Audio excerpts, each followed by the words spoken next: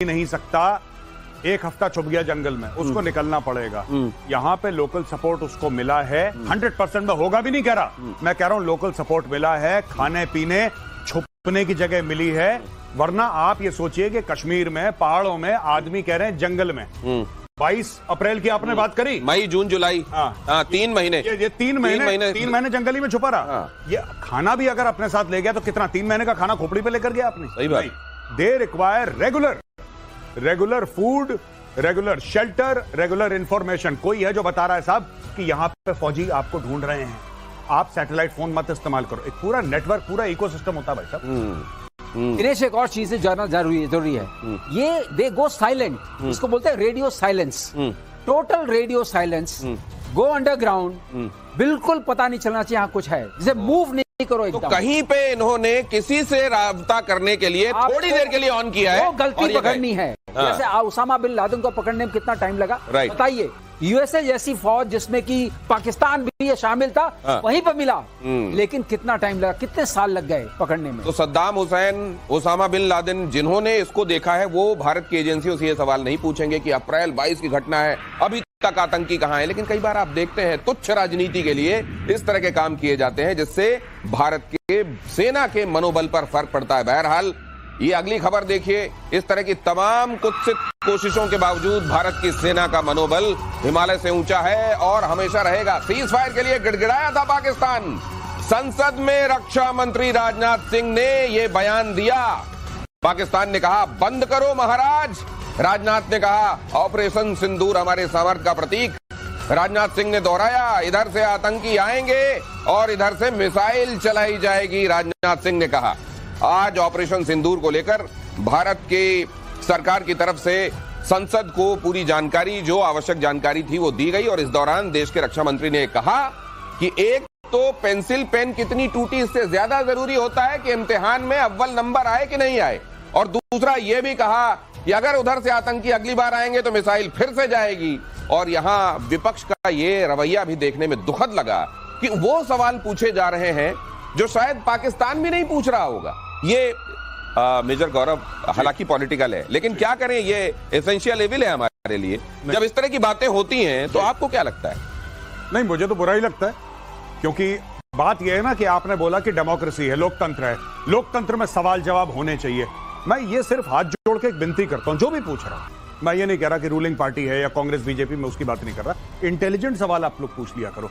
सवाल ऐसे बचकाने होते हैं कि हमें बैठ के हंसी, हम लोग कहते हैं हंसी बंद हो तब तो हमारा मोराल डाउन हो। पहले हंसी हमारी बंद हो तब तो मनोबल गिरे। यहां पे राफेल कितने गिरे, आपको क्या लेने देना है? राफेल का पंचर रिपेयर करना है, अपने तेल डालना है उसके अंदर, आपका क्या लेने देना है भाई? बिल्कुल ठीक बात है, आप युद्ध करेंगे तो क्षति होगी, नुकसान होगा, ये सब चीजें होती हैं, ये तय है। फिर इसमें रोना गाना किस? ये क्या इजराइल जैसा देश, वहां पे भी विपक्षी पार्टियां ऐसे करती हैं क्या? दुख किस बात का होता है? आपको चर्चा करनी है, आप पार्लियामेंट है, आपका काम है देश के बजट का हिस्सा देना डिफेंस के लिए, उस पर चर्चा क्यों नहीं करते हैं? हम क्यों 1.9% देते हैं, जबकि फ्रांस जैसा देश जो है वो 3.5 से 5% जाने की कोशिश कर रहा है। उसने अपने $32 बिलियन दिए, उसको 64 किया। अगर आपको लगता है कि आप चारों तरफ से गिरने वाले हैं, चाइना है, बांग्लादेश है, पाकिस्तान है, और आप राइजिंग इकोनॉमी है, तो आप क्यों नहीं बजट बढ़ाते हैं? चर्चा क्यों नहीं करते हैं? चर्चा क्यों नहीं करते हैं कि जो हमारा स्टेल्थ फाइटर है वो बनना चाहिए 5 साल में, क्यों 10 साल में बन रहा है? क्यों नहीं चर्चा करते हैं कि हमारे पास क्यों नहीं चिप्स हैं, माइक्रो चिप्स क्यों नहीं है, हमारा DRDO में क्या हो रहा है? चर्चा करिए, उसमें कोई चर्चा देखिए। भारत को मजबूत बनाने के संदर्भ में चर्चा क्यों नहीं होती? लेकिन क्योंकि उसमें वोट नहीं मिलते, उसमें वोट नहीं मिलते। गौरव, मुझे इस पर बहुत गुस्सा आता है जी, मुझे वाकई प्रतिशोध का मन करता है। मैं पॉलिटिकल नहीं हूं, चर्चा करिए, हर जगह चर्चा होती है, सार्थक चर्चा, स्ट्रक्चर बनाइए। ड्रोन्स आपके यहाँ क्यों नहीं उतने ज्यादा? कितनी ड्रोन्स की कंपनीज हैं? ये है असली बात। आपने एयर मार्शल श्रीवास्तव को जब से देखा है टीवी पर अपीयर होते हुए, आपने कभी इतने गुस्से में नहीं देखा होगा। आप अंदाजा लगाइए कि अगर वो आज इस कदर खोल रहे हैं, वो एपॉलिटिकल आदमी, उनका पॉलिटिक्स से कोई लेना देना नहीं है, लेकिन वो कह रहे हैं कि देश हित में तो काम करो। आप अगर इस देश की पॉलिटिकल पार्टी हैं तो इस देश के हित में काम करते हुए क्यों नहीं दिखाई देते? क्यों गैर जिम्मेदार विपक्ष के तौर पर काम करते हैं आप? अगली खबर देखिए, सीज फायर पर ट्रंप का झूठ बेनकाब। विदेश मंत्री एस जयशंकर का बयान, सीज फायर पर ट्रंप और मोदी में कोई बात नहीं हुई, दोनों देशों के बीच कोई मध्यस्थ नहीं था। अरे भाई साहब, अब पूरी दुनिया इनको सीरियस लेना बंद कर चुकी है।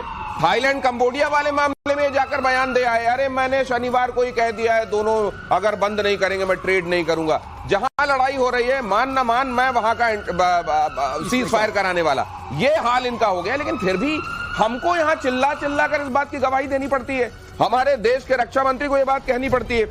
आप जानते हैं इसी विपक्षी पार्टी में से कई लोग विदेश गए, भारत का पक्ष रखा, बताया कि कैसे आतंकवादी पाकिस्तान से आए थे, कैसे आतंकवाद हमारे ऊपर एक नासूर की तरह हमको परेशान कर रहा है और हमको ये करना पड़ता है। ऐसे में चिदम्बरम जो देश के गृह मंत्री रह चुके हैं, वो जानते हैं बहुत हद तक की सच्चाई क्या, उसके बावजूद क्या कहते हैं वो सामने आने, वो कहते हैं कि वो क्यों आए होंगे पाकिस्तान से, क्यों नहीं यहाँ के लोग हो सकते। देखिए, दो बातें हैं, मैं एक बात बताना चाहता हूं। पहली चीज तो ये है कि ये गलती हम लोगों की भी है और मैं सारे भारतवासियों की बात, ये जो मर्यादा का कीड़ा हमारे दिमाग में घुसा है ना, इस कीड़े को निकालो।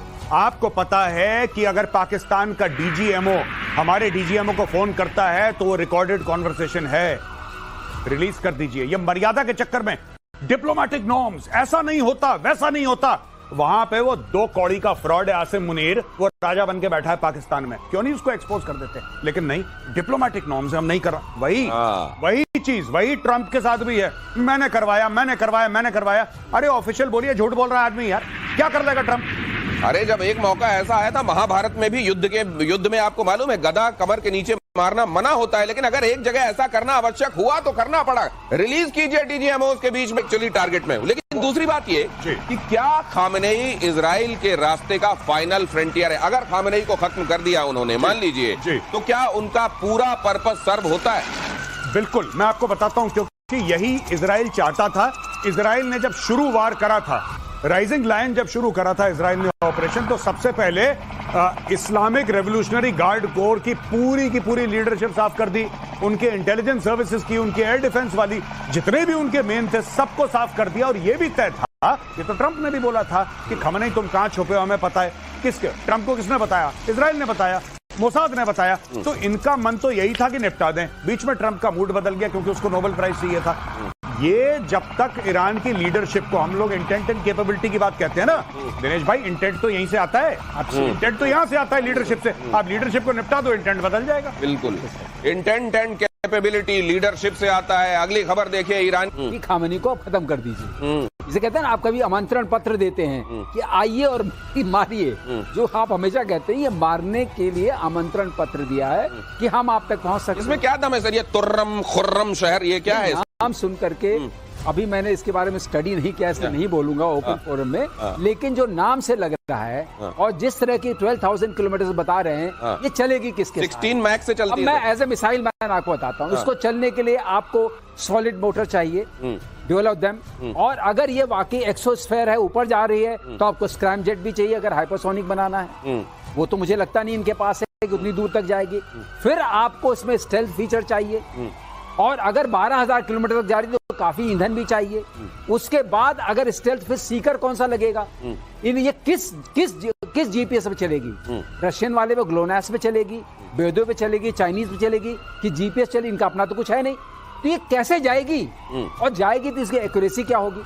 और अगर इसकी रफ्तार तेज नहीं होगी तो क्या वो इंगेज नहीं कर लेंगे? वो रास्ते में इंगेज करेंगे? इतने सारे सवाल हैं, बहुत सारे सवाल है। नाम अच्छा है, और ये बड़ी सी पेंसिल जैसा जो दिख रहा है ना, ये ट्रक पर लदा हुआ, ये है अपनी जगह, नाम भी बड़ा खतरनाक है। लेकिन अमेरिका से जब वास्ता पड़ेगा तब देख लेंगे कि एक्चुअली इसमें दम कितना है। और भारत रूस मिलकर बनाए